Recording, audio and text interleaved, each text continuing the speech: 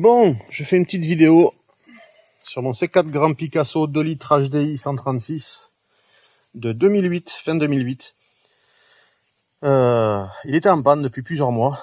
Bon, comme j'ai d'autres voitures, il était resté à l'arrêt parce que je m'étais penché dessus, donc j'avais changé le capteur. Le capteur, il est au fond là-bas. Tac, tac, tac. Ah, voilà. Le capteur, il est au fond. Et il n'est pas facile à changer, sachant que pour le changer, il faut faire passer un tournevis sur le côté là, tac. Il y a une languette à soulever vers l'avant de la broche. Une languette à soulever vers l'avant de la broche en même temps qu'on tire sur la broche. Donc il faut prendre un tout petit tournevis pour que ça passe, un tournevis plat. On le met vers l'avant du truc rectangulaire là. Et on soulève, on tire, ça vient. Bon, quand on ne le sait pas, on en chie un peu. C'était mon cas. Parce que, bon, pour ceux qui ne savent pas, c'est-à-dire tout le monde, je ne suis qu'un modeste particulier qui essaie de faire quelques économies en faisant la mécanique lui-même. Comme beaucoup d'entre nous, j'imagine. Et donc, les symptômes qu'avait cette voiture, en fin d'été dernier, elle se mettait à caler en roulant. Elle calait en roulant. Attendez. Alors, j'enlève ça pour pas que vous en foutez plein la gueule. Donc elle calait en roulant, j'éteins la lampe. Cette voiture, elle calait en roulant. Il fallait que je m'arrête, j'avais pas le choix. Je redémarrais, elle redémarrait. Et je repartais. Et ça pouvait me faire ça 2-3 fois à 1 km, comme ça pouvait me le faire une fois en 200 bornes, ou ne pas me le faire pendant 500 km. Mais on est rentré dans l'hiver. Et plus ça allait, moins ça le faisait. De tout l'hiver, elle a fonctionné très bien. Je me suis dit, bon, ça sent le capteur électronique quelconque qui est en train de fatiguer et qui aime bien le froid mais plus trop le chaud. On verra quand les symptômes reviendront, parce que bon, une panne intermittente, c'est ce qu'il y a de plus chiant pour un professionnel, alors j'imagine même pas pour un particulier. Mais il n'y a pas eu de souci, quand le printemps est revenu, elle est tombée en panne. Et puis là, il fallait carrément débrancher la batterie, rebrancher. Bon, c'était de plus en plus difficile, jusqu'à ce qu'un beau jour, j'arrive là, voilà, vous voyez là où elle est garée là, voilà. Je suis arrivé là, sous son arbre, j'ai coupé, elle n'a plus jamais redémarré. Et ça, c'est il y a plusieurs mois. Donc, j'ai changé. Bon, alors, j'ai eu une année un peu difficile, quelques petits problèmes de santé, d'une longue maladie, pour laquelle je suis en train de m'en sortir. Et donc, c'était pas la priorité numéro 1 la Picasso. Mais maintenant, je me disais, allez, il va falloir réparer. Donc, j'ai changé le capteur. Ça a rien fait. Après, je me suis dit, vu qu'à la valise, ça dit que c'est un circuit ouvert, c'est soit un câble cassé, soit quelque chose qui a oxydé, voilà. J'ai demandé à ChatGPT. Alors, s'il y en a qui font leur réparation avec ChatGPT ou qui aiment ChatGPT, bon, moi, ChatGPT, je l'utilise, mais au final, il faut l'utiliser quand tu es quasiment sûr quand tu sais à peu près ce que tu veux et que tu t'attends à la réponse que ça va être, pour peaufiner un truc ou quoi, mais sinon, il faut oublier. ChatGPT, c'est un truc de malade. Enfin, c'est une aparté, mais ChatGPT, l'intelligence artificielle, bon, c'est que le mot, hein, mais gardez votre intelligence naturelle, votre logique, votre bon sens, et ça marchera mieux que ChatGPT. En tout cas, ChatGPT, le problème qu'il a, c'est quand il sait pas, il cause quand même. Voilà. Et moi, j'aime bien les gens, quand ils savent pas, ils disent je sais pas. Ou alors je sais pas, je me renseigne. Donc ChatGPT, lui m'a dit, il faut tester la continuité entre les fils du capteur et ici, parce qu'il m'a dit, ChatGPT, que ça arrivait dans celui-là, les deux câbles arrivaient dans celui-là, et qu'il fallait tester la continuité. Et il m'a dit B2, B3, je sais plus ce qu'il m'a dit, mais bon, ça me paraissait bien compliqué. Alors je vais dire, avant de tout dépioter le truc, je vais mettre un coup de bombe. J'ai mis un coup de bombe. Comme tout était très propre, j'y croyais pas trop. J'y croyais, voire même pas du tout. Et puis après, avant de tout dépioter, je me suis dit, allez, sers-toi de ta logique et de ton bon sens. Si le machin, il a commencé à donner des signes de faiblesse, et que c'était manifeste que quand il faisait froid, ça fonctionnait, qu'il faisait chaud, ça fonctionnait mal, et qu'elle est tombée en panne quand il a fait chaud de l'été, en quoi ça a à voir avec un fil cassé, quoi? Donc qu'est-ce que tu vas aller dépioter tout ça pour... voilà, il n'y a sûrement pas de fil cassé, c'est sûrement autre chose, cherche encore. Donc j'essayais de chercher, je réfléchissais, j'avais pas d'idée, voilà, je me demandais qu'est-ce que ça peut être. Et j'étais resté sur ce que m'avait dit ChatGPT. Puis finalement, vous voyez, à mes pieds, il y a cette pièce. Alors cette pièce, c'est là où le filtre air se met, là. Voilà. Elle est là. Elle est là. À part bien entendu, là j'enlève, mais elle est fixée avec son teuteux qui va dans son deuxième teuteux qu'on voit pas parce qu'il fait noir et que moi j'ai pas de matériel professionnel, c'est avec mon téléphone. Mais elle est fixée. Et moi je comprenais pas le système, j'arrivais pas à l'enlever, donc jusque là je l'avais jamais enlevé parce que je voyais pas l'intérêt de l'enlever et voilà. Et là, ben, quand t'as vraiment plus d'idées, je me suis dit bon ben là maintenant il va falloir suivre le cheminement de ce câble.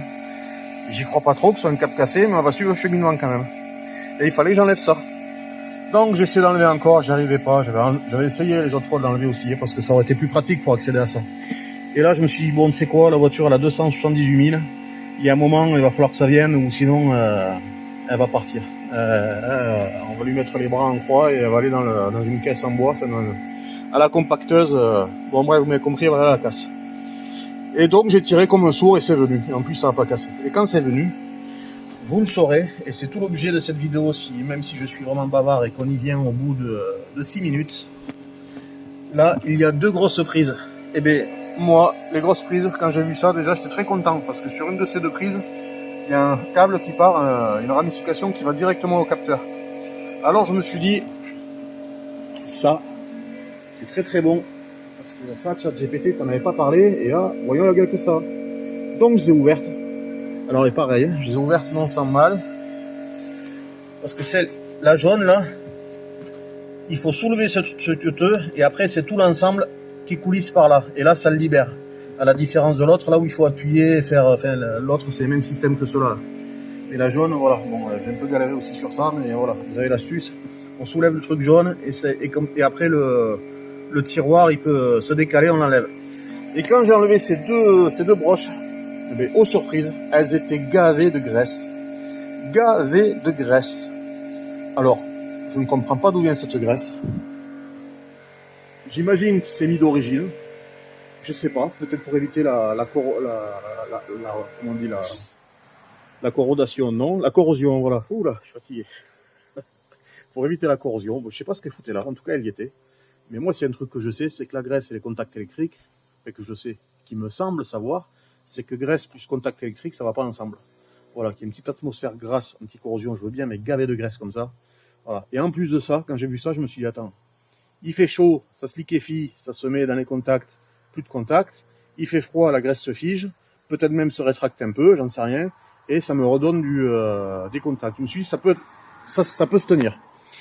C'est un peu tiré par les cheveux, mais en tout cas, voilà. Bon, en tout cas, là, j'y croyais. Autant j'y croyais pas quand j'ai mis une petite fuite là-dedans que là. J'étais foutu de la soufflette WD-40, soufflette WD-40. J'ai gavé le WD-40 là, ça faisait des bulles et tout. Bon, bref, j'ai laissé le truc travailler. J'ai soufflé, j'ai remis, j'ai remonté comme ça là, nu, vite fait. Et j'ai mis un coup de clé. Et là, par contre, j'y croyais. Et j'ai bien fait, parce qu'après plusieurs mois sans démarrer, elle a démarré au premier coup, sans tousser, nickel, parfait. Parfait, parfait, voilà. Donc, je suis vraiment heureux. Et mon prochain chantier, je pense pas qu'il va être filmé parce que je suis pas un youtubeur. Je vais mettre ça sur YouTube. Sur YouTube, en fait, cet espace est lié sur YouTube parce que j'avais fait un swap de moteur. Enfin, swap, je sais pas si c'est le mot. Je fais une digression encore, mais cet espace, je l'avais acheté 1900 € avec deux injecteurs grippés en théorie. Enfin, deux injecteurs à changer. Bon, il s'est avéré que la compression, il n'y avait plus de compression au final, après avoir cherché, avoir mis une vidéo sur YouTube. Comme chercher, je trouvais pas. Et que la compression morte d'un moteur, ça n'existe plus maintenant. Donc mon mécano, il me disait, ça peut pas être ça. Alors moi, je voulais commencer par la base, par ça. Il m'a dit, mais je sais même plus où j'ai l'outil, mais t'inquiète, c'est pas ça. 2 litres DCI, c'est costaud, nanana. Voilà, bref. Après avoir tout écumé, tout changé, changé le turbo, mais des trucs auxquels je croyais pas du tout. Mais bon, il avait tellement de jeux, j'ai dit, même si c'est pas ça, toi, il faut le changer, j'ai changé. Bon, bref, après avoir fait plein de choses, eh ben, quand j'ai pris les compressions, eh ben, elles étaient complètement pourries.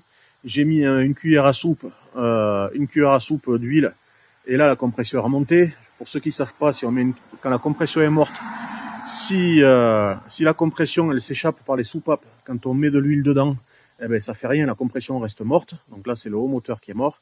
Et si quand on met une cuillère d'huile dans chaque cylindre, la compression remonte momentanément, c'est parce que ça tapisse le cylindre, ça redonne de l'étanchéité très momentanément pendant quelques secondes. Et là, on sait que ça vient de la segmentation, donc du bas moteur.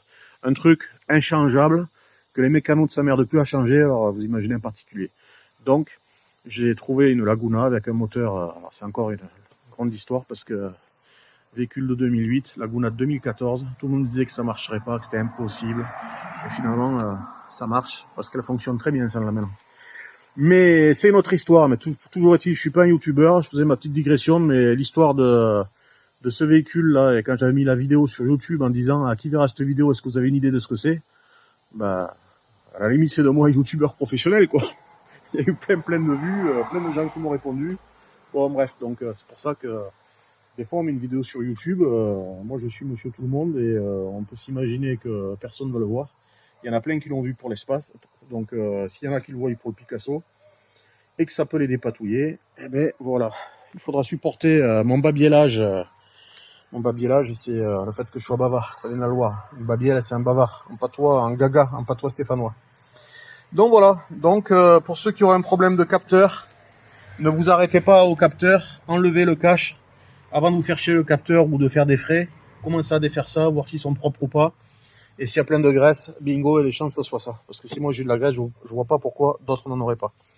Et je profite qu'on est là. Est-ce que je vais réussir à éclairer? Attends, on voit rien du tout. Si, on voit.